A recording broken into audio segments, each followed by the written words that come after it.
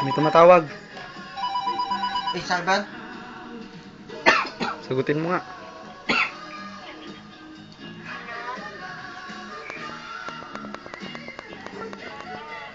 Oh, sabi ko ka nang tatawag eh.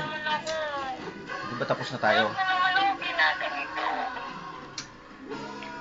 Nahuli mo lang ako. Ala naman akong dadahilan sa'yo. Tama na. Aminado naman ako. Okay na nga, aminado ako. Sa kwarto ka mo naman. O eh, aminado na ako. Hindi naman ako nagkakaila. O.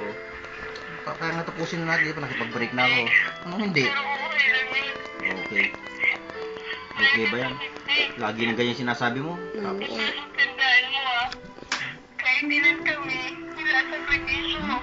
lagi ganyan sinasabi mo, tuwing mag-aaway tayo.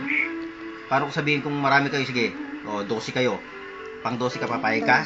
Okay lang yon? Eh, talagang wala akong gagawin. Hindi pwede yung gano'n. Hindi ko masasabi yung siyempre yan.